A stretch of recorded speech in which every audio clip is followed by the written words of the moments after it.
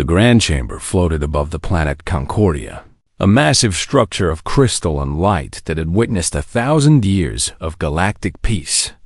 Inside, 47 species gathered in a circle, each representative sitting in chairs designed for their unique bodies. Some had wings, others had tentacles, and a few existed as clouds of gas held together by force fields. At the center of this circle stood a human woman named Dr. Sarah Chunda. Sarah wore the formal blue uniform of Earth's diplomatic corps. Her hands trembled slightly as she held a datapad, but her voice remained steady. She had been speaking for 20 minutes, and the aliens watched her with expressions she could not read. Some had too many eyes. Others had none at all. The Scourge has destroyed 3 colony systems in just 2 months, Sarah said, her voice echoing through the chamber. 15 billion lives lost. The attacks are not random. They are moving toward the core worlds, toward all of us. If we do not act together now, more will die. She pressed a button on her pad, and holographic images appeared above the chamber floor. Dead worlds spun slowly in the air. Cities turned to ash. Oceans boiled away. The silence in the chamber was heavy. Humanity offers our fleet, Sarah continued. We have 300 warships ready to deploy. Our tactical teams have studied every engagement with the Scourge. We have ideas, strategies that might work. But we cannot do this alone. We need the Council's support. We need to share intelligence, coordinate our forces, and strike back before it is too late. She looked around the circle, meeting as many alien eyes as she could. Please, help us stop them. The Quarren representative rose from his seat. The Quarren were an old species, tall and thin with skin like polished silver. They had been exploring space for 10,000 years, long before humans had discovered fire. The Quarren's voice was like wind through metal pipes. The human makes passionate arguments, the Quarren said. But passion does not win wars. Knowledge does. Wisdom does. Your species has been in space for only 200 years. You still fight wars among yourselves. Your ships are crude, your weapons barbaric. You suggest aggression when what is needed is diplomacy. Murmurs of agreement rippled through the chamber. Sarah felt her heart sink. Another representative stood, this one from the Deshan Collective. The Deshan looked like a floating jellyfish made of blue light. The human speaks of death, but she does not understand the Scourge. They are not conquerors. They are a force of nature, like a storm. One does not fight a storm. One moves out of its path. They are not a storm, Sarah said, her voice rising despite herself. They are ships. They have commanders, strategies. They can be fought. Enough. The word came from the council speaker, an ancient being called the Eldest. No one knew what species the Eldest belonged to. It sat in a tank of liquid nitrogen, its form barely visible through the frosted glass. We have heard the human proposal. Now we vote. The voting began. One by one, species declared their decision. The words were different in each language, but they all meant the same thing. No, no, no doubt the Quarren voted to offer the Scourge uninhabited star systems as tribute, hoping to redirect them. The Deshans voted to increase monitoring, but take no military action. The Vryn, who had the largest fleet in the galaxy, voted to defend only their own territory. They would not risk their ships for others. Sarah watched her hopes crumble. When the final vote came, the decision was clear. The Council would not fight. They would not share their military resources. They would not coordinate with Earth.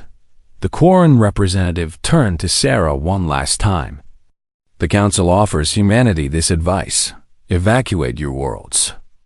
Take your people beyond the galactic rim, beyond the Scourge's path. There is no shame in survival. Sarah's hands clenched around her datapad. And what about those who cannot evacuate? What about the 40 billion people on Earth alone? We cannot move them all in time. Then you must make difficult choices, the Deshan said softly. Choose who lives. This is what adults do. The chamber began to empty. Representatives floated, walked, or flew toward the exits, discussing trade agreements and cultural exchanges as if nothing important had happened. Sarah stood alone at the center, the holographic images of dead worlds still spinning above her. An aide approached, a young man from Earth named David. Ambassador, the ship is ready to take us home. Sarah did not move for a long moment. She stared at the empty seats, at the place where the galaxy's great powers had sat and done nothing. Finally, she nodded. Double quotes. Yes, let's go home. As they walked toward the exit, Sarah passed the Tyrell ambassador standing in a shadowed alcove. The Tyrell were a minor species, barely noticed by the great powers. Their ambassador was small, covered in gray fur with large dark eyes. The Tyrell homeworld had been one of the first casualties of the Scourge attack. The Tyrell ambassador said nothing, but Sarah saw something in those dark eyes. Shame, perhaps. Or anger. Or both. The walk to the docking bay felt like miles. Sarah's mind raced with what she would tell Earth. How did you explain that the galaxy had abandoned them? That 47 species with the power to help had simply walked away? On the ship back to Earth, Sarah sat in the command chair and stared out at the stars. Somewhere out there, the Scourge was coming. Ships made of living silicon, vast and terrible, consuming everything in their path. And Earth would face them alone. David brought her a cup of coffee. What will you tell them? He asked quietly. Sarah took the cup, letting the warmth spread through her hands. She thought about her daughter back on Earth, about all the children who deserved to grow up safe. She thought about humanity's short, violent history, and how every time they were pushed to the edge, they found a way to push back. I will tell them the truth, Sarah said. The council turned their backs. Now it is up to us. She took a sip of coffee and continued staring at the stars. Somewhere behind those stars, the Scourge was coming. And somewhere ahead, Earth was waiting. Humanity would have to find its own answer. The broadcast went out to every human colony, every station, every ship. Dr. Sarah Chen stood before the cameras in the United Earth Government Assembly Hall, her face tired but composed. Behind her, the flags of 100 nations hung still in the recycled air. The Galactic Council has refused our request for assistance, Sarah said simply. They have advised us to evacuate Earth and flee beyond the galactic rim. They will not fight the Scourge. For a moment, the galaxy held its breath. Then the panic began. On Mars, people rushed to the spaceports. On Europa Station, families fought for seats on ships that were already full. The outer colonies, those closest to the Scourge's projected path, began emergency evacuations. But there were not enough ships. There would never be enough ships. Earth held 40 billion people. The entire human fleet could evacuate perhaps 500 million if they stripped the warships down and packed people in like cargo. The math was simple and terrible. Most people would not escape. In the streets of New York, London, and Shanghai, people gathered to watch the news. Some cried. Others prayed. Many simply stood silent, holding their children close. Humanity had always known it was alone in the universe. Now they knew just how alone. The Earth Parliament met in emergency session. 300 representatives from every region, every culture, every faith sat in the great chamber beneath Geneva. The debate lasted for 16 hours. Some argued for evacuation. Save who we can, they said.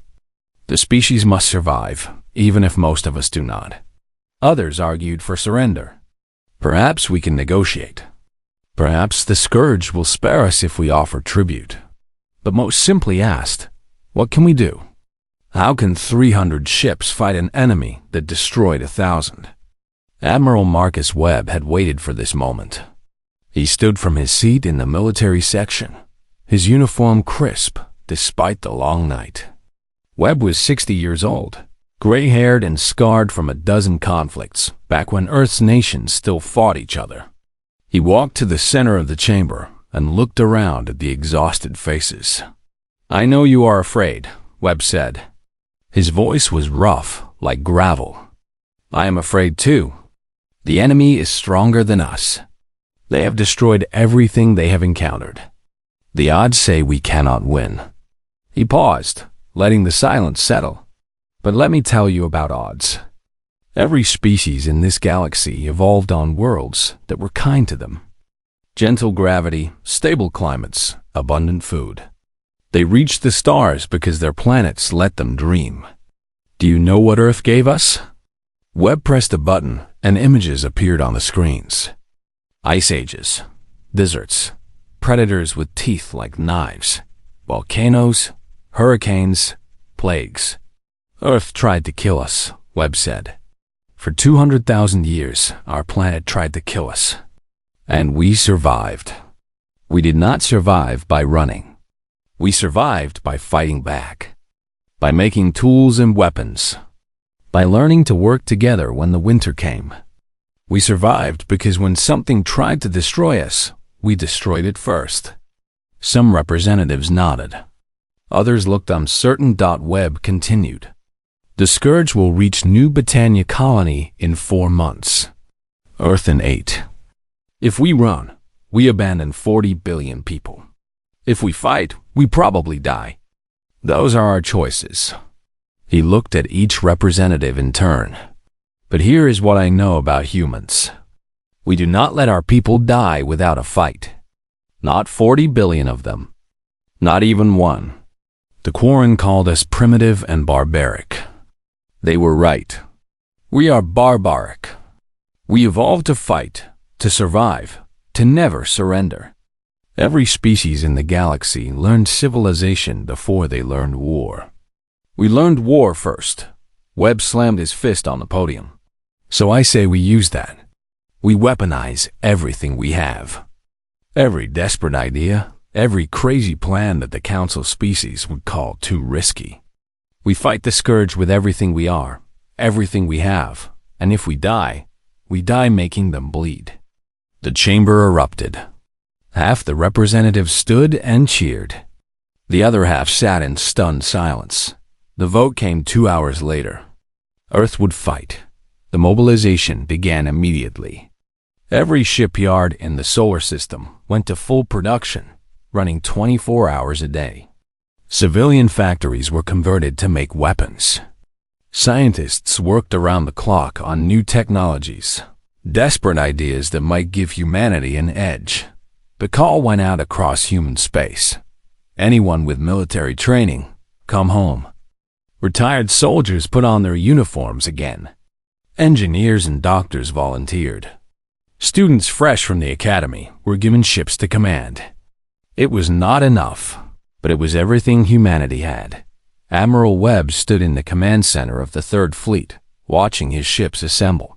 300 warships, Earth's entire navy, against an enemy that had destroyed thousands. The numbers did not favor humanity. His second-in-command, Captain Rodriguez, stood beside him. "Do you really think we can win?" she asked quietly. Webb was silent for a moment. Through the viewport, he could see Earth, blue and beautiful and fragile. "I think we are the only thing standing between that planet and extinction," Webb said. "Win or lose, we stand." Rodriguez nodded. "Where do we make our stand?" "New Britannia. It is the furthest colony. If we can stop them there, we buy time. If we cannot..."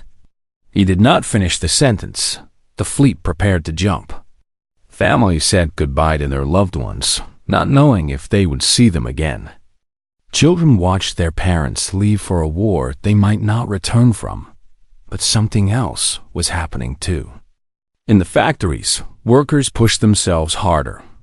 In the laboratories, breakthroughs came faster than anyone thought possible. In the training centers, recruits learned in weeks what should take months.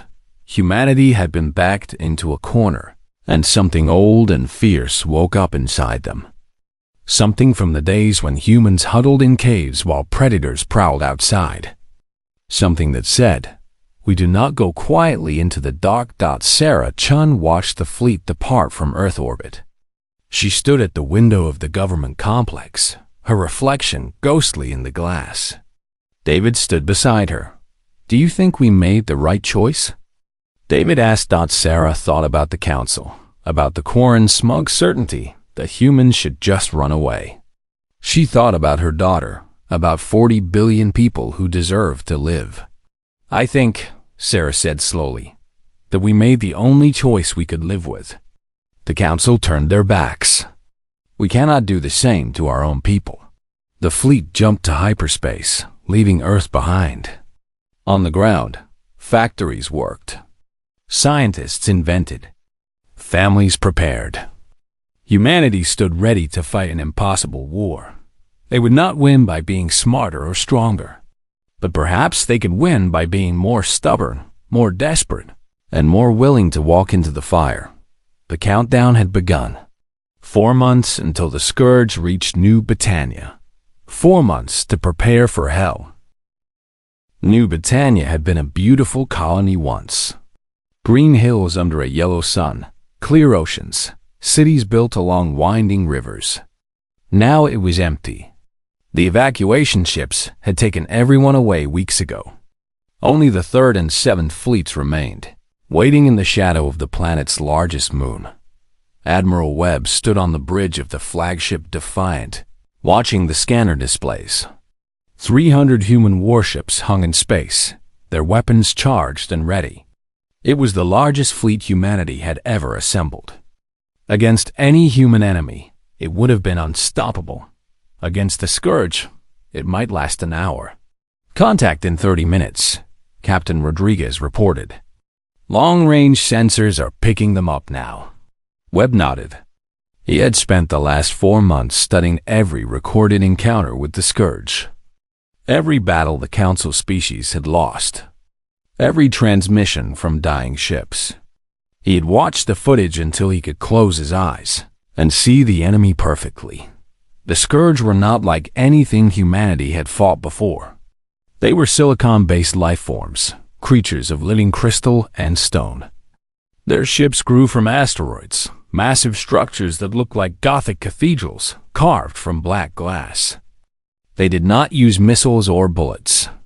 They used particle beams that could cut through hull plating like tissue paper. Every species that had fought them had used the same tactic: stand off at long range and fire everything. It never worked. The Scourge ships were too tough, too well armored. You could pound them with fusion warheads for hours and barely scratch them. But Webb had noticed something. Something small that every other species had overlooked. "Engineering, are the charges ready?" Webb asked. "All 3,000 charges are in position," the chief engineer reported. "Thermal oscillators online. Waiting for your command." Webb allowed himself a small smile. The Council species fought like they lived, careful and precise.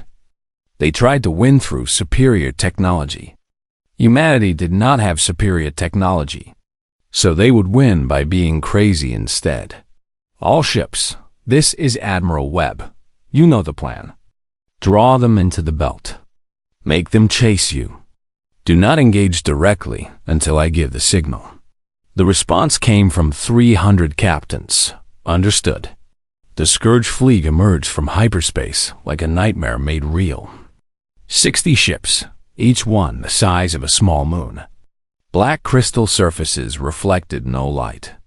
They moved in perfect formation, inexorable as death itself. Webb watched them on the display. 60 ships. The Scourge had destroyed the Quarren's 1,000-ship armada with 80. Humanity had brought 300 to fight 60. The Council would say humanity had a numerical advantage. Webb knew better. 60 Scourge ships could easily destroy 300 human vessels, unless the humans were very clever and very lucky. "All ships, begin the attack run. Make it look good." The 3rd Fleet surged forward, weapons blazing. Railguns hurled tungsten rods at a fraction of light speed. Missiles streaked across the void, their fusion warheads bright as small suns. Energy weapons carved lines of fire through space. The barrage struck the Scourge fleet like rain against mountains. The black crystal hulls absorbed the impacts, barely scorched. A few surface cracks appeared, nothing more. Then the Scourge returned fire. Particle beams, coherent streams of accelerated matter, lanced out from the enemy ships. The first beam caught the destroyer Achilles, cutting it in half. The second vaporized the cruiser Thermopylae. The third killed the Valiant and everyone aboard her. Break formation. Fall back toward the asteroid belt. Webb ordered. The human ships scattered and ran. It looked like panic, like a rout. The Scourge did what they always did, what every predator does when prey runs. They chased. The human fleet plunged into the asteroid belt that circled New Britannia's sun. It was a dense field, rocks the size of cities tumbling through space. The human ships wove between the asteroids, using them for cover. The Scourge followed, their massive ships crushing smaller rocks as they came. They are fully committed, Rodriguez reported. All 60 ships are in the belt. Good, Webb said. Engineering, activate Sequence 1. Throughout the asteroid belt, hidden charges detonated. But these were not explosive charges. They were thermal oscillators, human devices that could superheat matter to thousands of degrees in seconds. Then flash freeze it just as quickly. The asteroids around the Scourge fleet began to glow cherry red, then white hot. Molten rock sprayed into space. The heat washed over the enemy ships, and their crystal hulls began to expand from the thermal stress. Then Sequence 2 activated. Flash freeze. The temperature dropped 1,000 degrees in 3 seconds. The molten asteroids became ice. The Scourge hulls expanded from heat, suddenly contracted from cold. Crystal is strong, but it is also brittle. Thermal shock is its greatest weakness. The first Scourge ship cracked down the middle with a sound like a mountain breaking. The crack spread, branched, shattered the ship into 1,000 pieces. Then the second ship broke. Then the third. It was like watching a glacier calve. Massive chunks of crystal hull spinning away into space. Internal systems exposed to vacuum. The Scourge, for the first time in recorded history, dying in large numbers, but they were not dying fast enough. The remaining Scourge ships began to adapt. They moved away from the charged asteroids. They focused their fire on human ships instead of chasing them. And their particle beams were merciless. The Seventh Fleet took the worst of it. Ship after ship died, their hulls cut open, their crews lost to vacuum. Captain Kim's voice came over the command channel, calm even as her ship burned around her. This is the Sovereign. We have taken critical damage. Reactor is failing. It has been an honor. The Sovereign exploded in a ball of plasma. Webb watched the tactical display. 30 Scourge ships destroyed, 30 remaining. But humanity had lost over half its fleet. The math was turning against them. All ships, thermal charges, Sequence 3. Full power. Every remaining charge in the belt detonated at once. The cycle of heat and cold repeated, faster this time, more intense. Another 15 Scourge ships shattered, their hulls unable to withstand the stress. 15 Scourge ships remained, and they were retreating.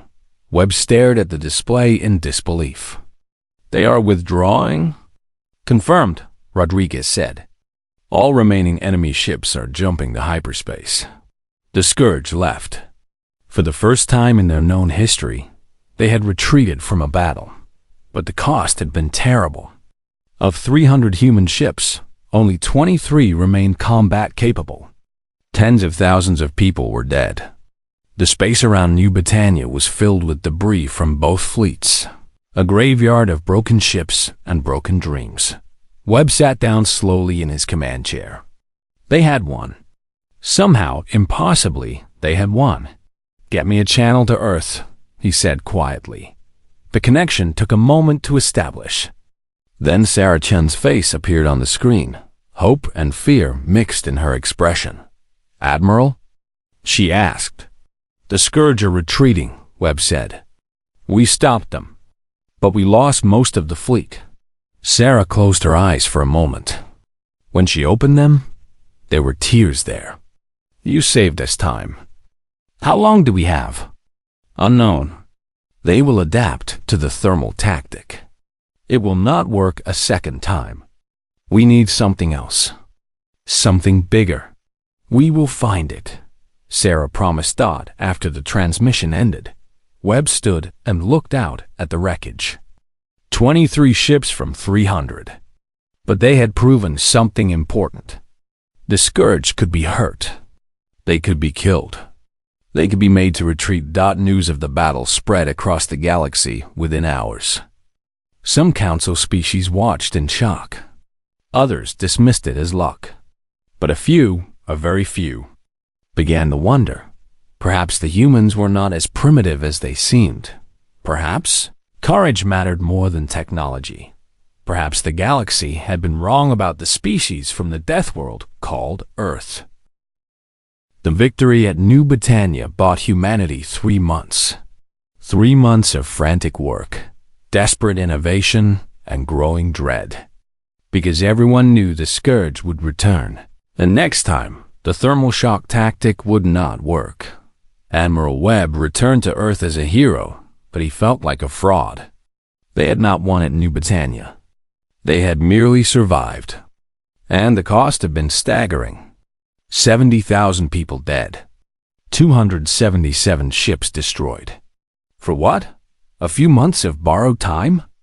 He stood before the United Earth Government's Military Council in a sealed room deep beneath Geneva. The faces around the table were tired. They had not slept well in months. None of them had. "The Scourge are gathering," Webb reported. "Our deep space probes show them massing beyond the rim. 2,000 ships. They are bringing everything they have." The silence in the room was heavy. 2,000, someone whispered. "We have barely 200 ships left." Dr. Sarah Chun spoke up from her seat. "Then we cannot fight them ship to ship. We need another approach." "I am open to suggestions," Webb said bitterly. A new voice entered the conversation. Dr. Yuki Tanaka, the head of Earth's Astrophysics Division. She was young, barely 30, with dark circles under her eyes from too many sleepless nights. She pressed a button and a hologram appeared above the table. "This is Prometheus 9, Tanaka said. "A red giant star in an unstable state. It is near collapse. With the right sequence of gravitational distortions, we can make it collapse early." Webb studied the image. "Make it go supernova?" "Yes, a controlled stellar detonation. The blast wave would destroy everything within 3 light hours. If we can lure the Scourge fleet there, we end them," Webb finished. He leaned back in his chair. "What do we need?" Tanaka highlighted points around the star. "We need to position gravity generators at these 6 points. They need to run for 47 minutes to create the resonance cascade. And we need the Scourge to be within the blast radius when it happens. How do we get them there? We bait them. Make them chase us into the system. Make them angry enough that they commit their entire fleet." Webb saw the flaw immediately. Someone has to stay. To operate the generators, to keep the Scourge engaged. To make sure they do not leave before the star goes. Tanaka nodded slowly. "Yes, it is a one-way mission. The ships that go to Prometheus 9 will not come back." The room fell silent again. They were discussing murder, asking people to sacrifice themselves, to fly into a star system knowing they would die there. It was monstrous. It was necessary. "I will lead the mission," Webb said. "Admiral, you do not have to," Sarah began. "Yes, I do." Webb's voice was firm. "I asked 300 ships to follow me to New Britannia. I watched most of them die. If I'm asking people to sacrifice themselves, I go first. The vote was taken. The mission was approved. They had 6 weeks to prepare. Webb took the first fleet, what remained of it. 142 ships. He asked for volunteers, and every single person in the fleet raised their hand. They knew it was suicide. They came anyway. The news spread across Earth. People gathered in the streets, watching the ships prepared to depart. Some cried. Others saluted. Parents held their children tight and explained that sometimes good people had to do hard things. Then something unexpected happened. A transmission came from the Tyrell Dominion. The Tyrell, that minor species whose ambassador had watched Sarah's humiliation at the council with shame in his eyes. Their message was brief. We have 47 ships. They are yours if you will have them. We cannot let humanity fight alone. The Tyrell fleet jumped into Earth orbit 3 days later. Small ships, older models, but armed and ready. Their admiral, a gray-furred creature named Karish, met with Webb in person. Why? Webb asked simply. Karash's dark eyes were steady. Because you shamed us.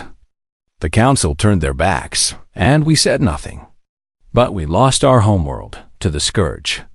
We remember what it is to watch your planet burn. We will not watch Earth burn without fighting. Webb gripped Karash's paw. Welcome to the suicide mission.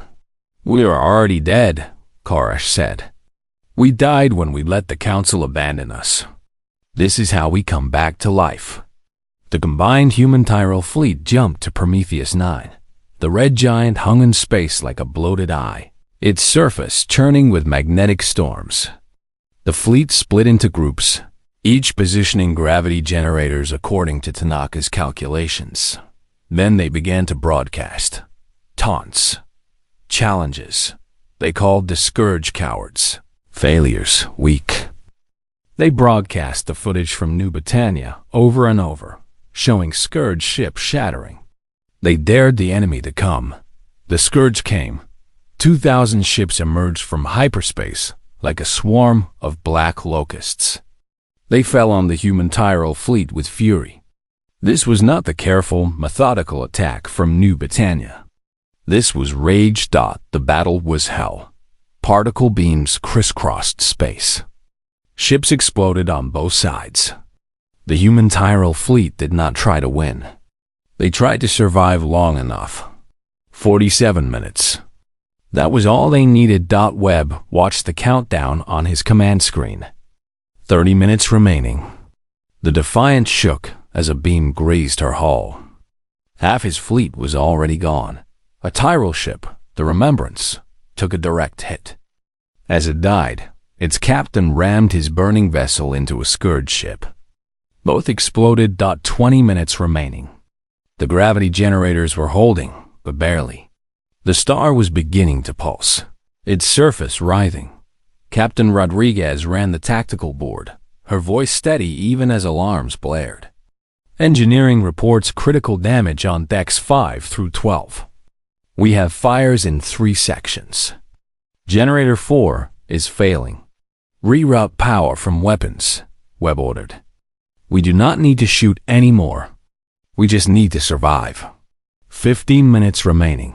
A transmission came from Karash's ship. The image was grainy, filled with static. The Tyrell admiral was bleeding from a dozen wounds. Admiral Webb, it has been an honor. We will hold the line.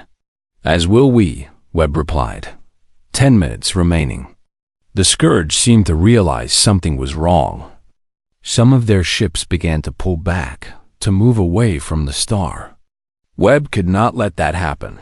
All ships, full burn toward the enemy. Make them chase us closer to the star. The human Tyrell fleet charged. It was madness. It was perfect. The Scourge could not resist. They pursued, firing constantly. More ships died. The destroyer Sparta, the cruiser Athens, the Tyrell ship Hopes and 5 minutes remaining. Webb looked around his bridge. Rodriguez at tactical. Lieutenant Chun at communications, Ensign Park at the helm. They were also young. They deserved to grow old, to have families, to see Earth again. "I am sorry," Webb said quietly. Rodriguez smiled, though her eyes were wet. "Do not be. We chose this. Every one of us chose this." 2 minutes remaining. The star was pulsing rapidly now. The gravity generators were screaming. The Scourge finally understood the trap, but it was too late. Their fleet was too deep into the system, too close to the star's gravity well. 1 minute remaining. Webb broadcast one final message, not just to his fleet, but to Earth, to humanity, to the galaxy that had abandoned them. "This is Admiral Marcus Webb of the First Fleet. We walked into the fire so you would not have to. Tell them we chose this. Tell them we were not afraid. Earth, if you can hear me, live well, live free, and remember us." 30 seconds. The gravity generators reached critical mass. The star's core collapsed. For a brief moment, Prometheus 9 became the brightest object in the galaxy. A supernova's light, a star's dying scream. The blast wave expanded at near light speed, consuming everything. The Scourge fleet. 2,000 ships. Gone. The human Tyrol fleet. 189 ships. Gone. 40-7,000 humans. 62,000 Tyrol. Gone. Admiral Marcus Webb. Gone. But Earth lived. The galaxy watched the supernova's light and understood, finally, what humanity was capable of. Not the technology to trigger a star. The Council species could have done that. But the will to walk into the fire. The courage to sacrifice everything. That was something only humans had shown in the government complex on Earth. Sarah Chun watched the light from Prometheus 9 reach their telescopes. She watched the star die and knew that Webb had succeeded. The Scourge were broken. She stood and saluted the light, tears streaming down her face. "Thank you," she whispered. "Thank you for walking into the fire." 3 months after Prometheus 9, the galaxy was a different place. The Scourge were gone. Not extinct, but broken. Their main fleet destroyed, their momentum shattered. The few surviving ships fled back into the void between galaxies, leaderless and scattered. The galaxy was safe, at least for now, but the cost had been terrible. Earth mourned 47,000 dead from the First Fleet. The Tyrol Dominion mourned 62,000. Every human colony held memorials. Every city on Earth had a wall with names carved in stone. Children left flowers at these walls. Parents traced their fingers over names they would never forget. Dr. Sarah Chun stood at one such wall in Geneva, the central memorial for Earth's government complex. She found the name she was looking for, Admiral Marcus Webb. She placed her hand on the carved letters and closed her eyes. "We won," she whispered. "You did it." But winning fell hollow. So many dead. So many families destroyed. And for what? Because the Galactic Council had been too proud, too cowardly to fight alongside them. Sarah's anger had been growing for 3 months.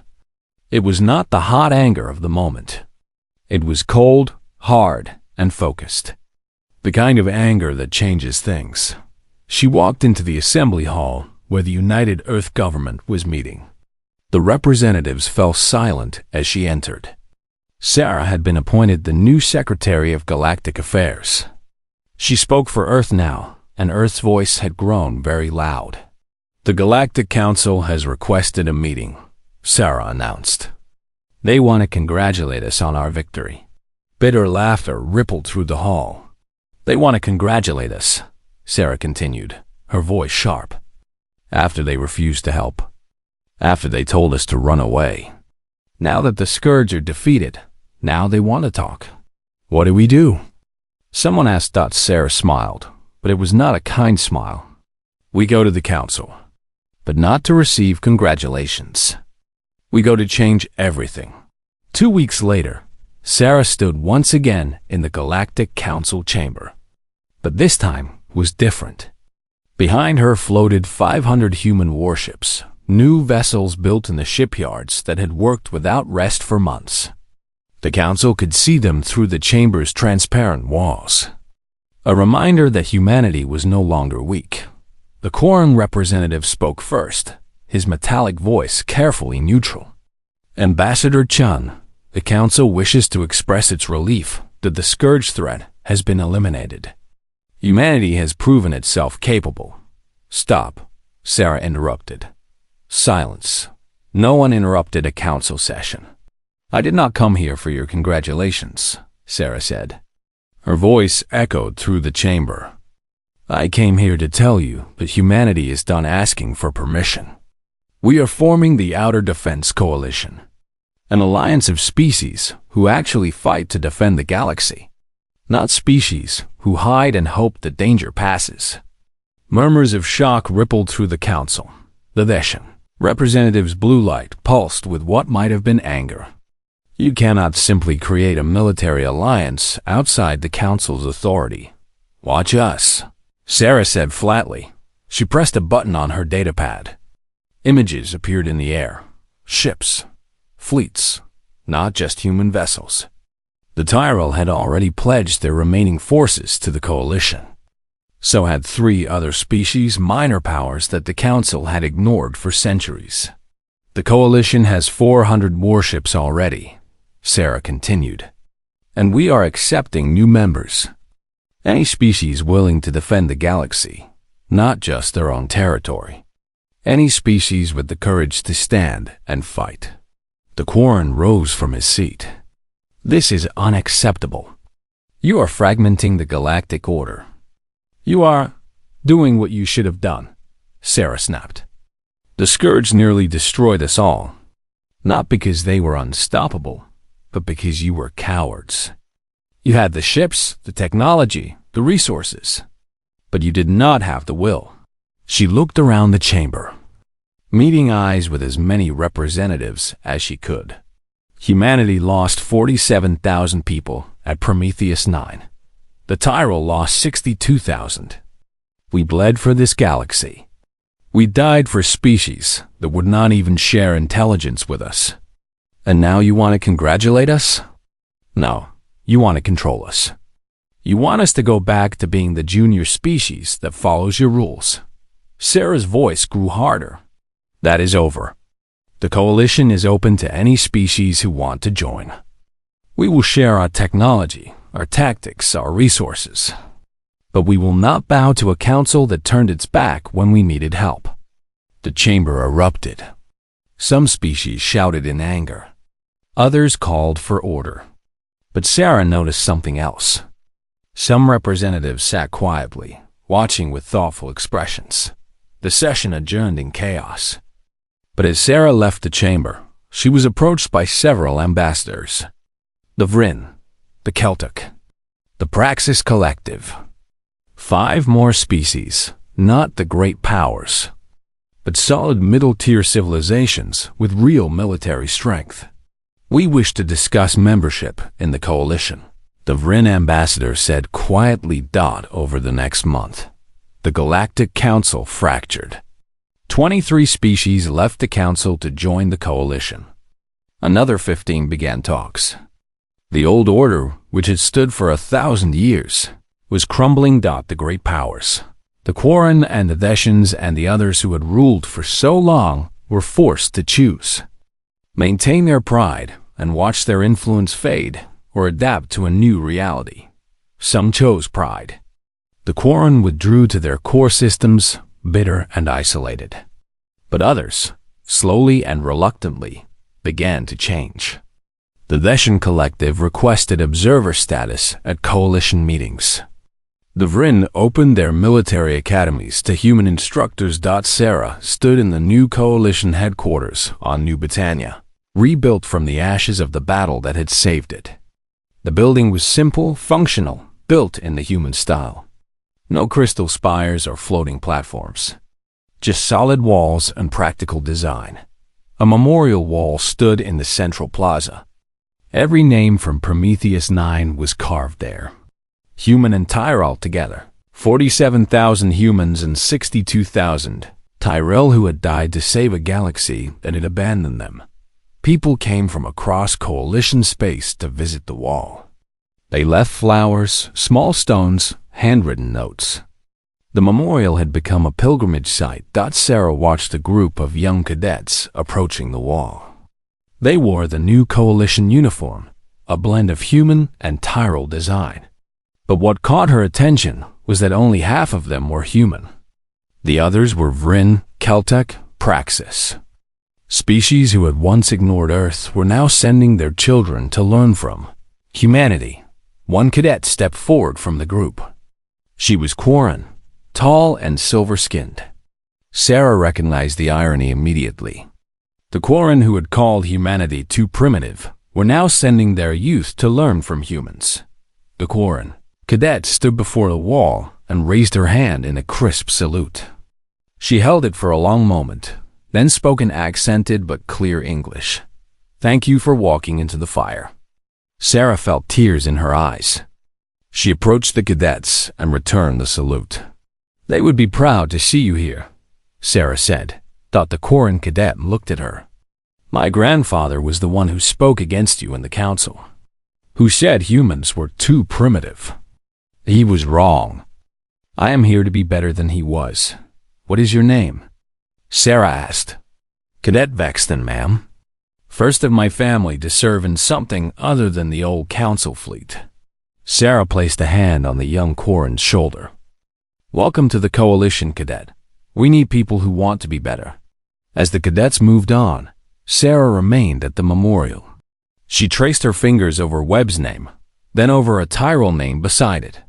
Korish, the admiral who had brought his people to fight alongside humanity. The galaxy was changing. The old council still existed, but it was hollow now. Real power had shifted to the Coalition, to the species who had learned the lesson that humanity taught at such terrible cost. Courage mattered. Will mattered. When the darkness came, you could run or you could fight. The council had chosen to run. Humanity had chosen to fight, and the galaxy would never forget. David approached, carrying a datapad. "Ambassador, we have 5 more species requesting membership. And the Veshans have sent a formal apology. They want to discuss integration with the Coalition." Sarah nodded. "Schedule the meetings, but make sure they understand the terms. We do not join the old order. The old order joins us, or it fades away." "What about the council?" David asked. "The Quarren are trying to hold the remaining species together." Sarah looked out over New Britannia. The city was growing, new buildings rising every day, human and alien architecture blending together. The Coalition was not just a military alliance. It was becoming something new. "Let them try," Sarah said. "History is not on their side. They had 1,000 years to build a galaxy that worked. They built a galaxy that hid from its problems. We will build something better." She turned back to the memorial wall, to the names of the dead who had made this future possible. "We walked into the fire," she said quietly, "and we came out stronger. Across the galaxy, the old powers watched and worried. On Earth, factories built new ships. In academies across Coalition space, cadets from 100 species trained together, learning human tactics and human stubbornness. The council had turned their backs. So humanity had lit a fire that would burn for generations. A fire that said, never again would the galaxy turn away from its own defense. Never again would courage be dismissed as primitive. The age of the old council was ending. The age of the Coalition, forged in sacrifice and tempered in fire, had begun.